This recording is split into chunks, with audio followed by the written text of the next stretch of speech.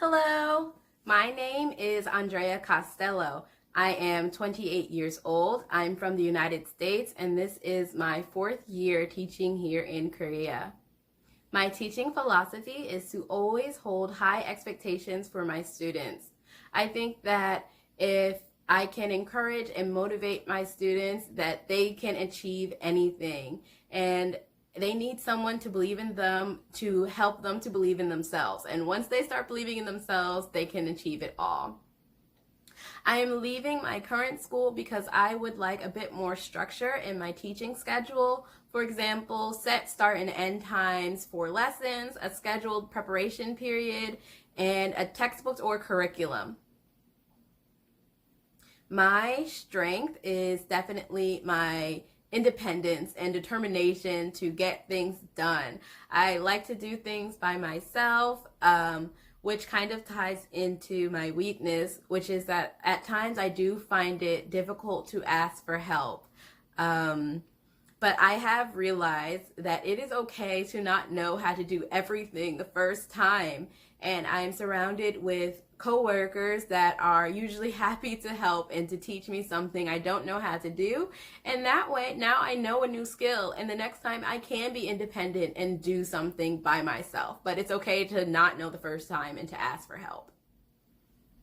There are so many cultural differences between Korea and the United States. But if I had to point out one, I think that there's a definite difference in how people are treated based on their age and status here in Korea. And that's something that doesn't really exist in the United States. If you're just 1 or 2 years older or younger than someone in the States, it doesn't really matter. Everyone can still be friends and talk to each other the same way. But in Korea, that's something that's really important.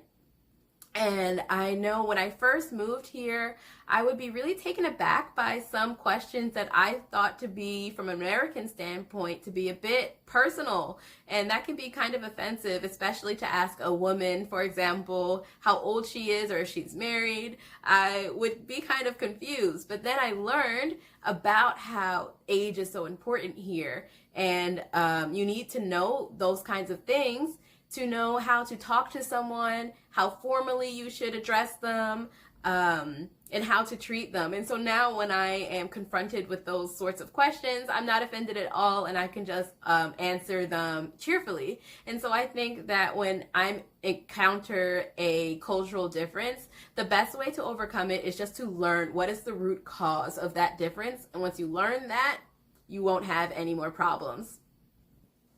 So with being in a different culture and working with a Korean co-teacher, there can be times when disagreements arise. And I really handle that by just trying to understand my co-teacher's point of view.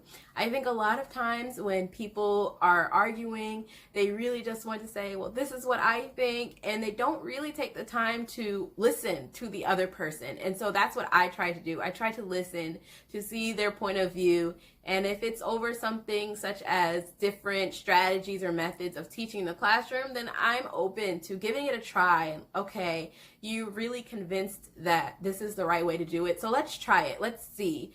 And as long as it's nothing harmful or dangerous, then of course we can try it and see. And maybe I will see like, oh, it wasn't that bad, and I can understand your point of view. And so that's really how I try to handle any disagreements with my co-teacher. At times, I know it can be difficult to motivate students to learn English if it's not something they have a passion for, but I've noticed that students do have a passion for something already in their lives. And so if I can get to know them and on a more personal level, I can figure out what it is that they are interested in, and I can use that in my lessons. For example, I know that Among Us is really popular among kids these days, and so I can maybe incorporate that into one of my lessons. Or if I have a student that is really interested in longboarding, then I can ask her, oh, did you get to buy a new longboard? Did you practice with your friend? And even the most quiet and shy student, when they're asked about something that they really like, they're going to try really hard to communicate with me because that's something that they are already interested in. And in that way, I can encourage them to speak more, and I can try to teach them some more vocabulary that will help them to communicate their interests with me in the future.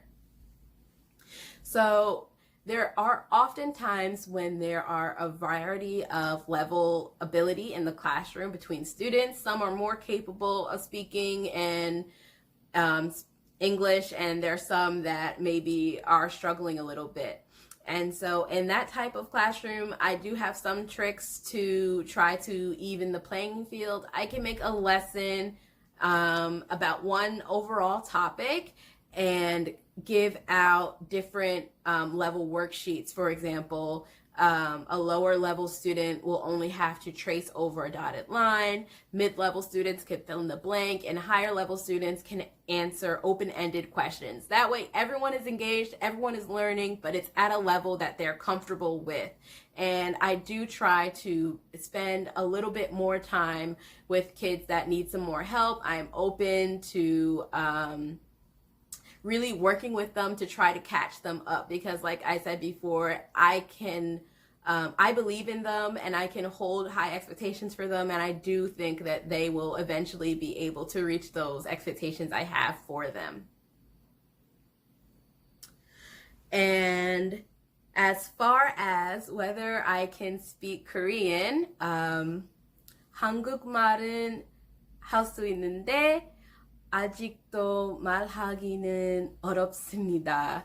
As an English teacher, I don't use Korean in the classroom because I want to encourage my students to speak English. And if they think that I can understand their Korean, they won't try to use English.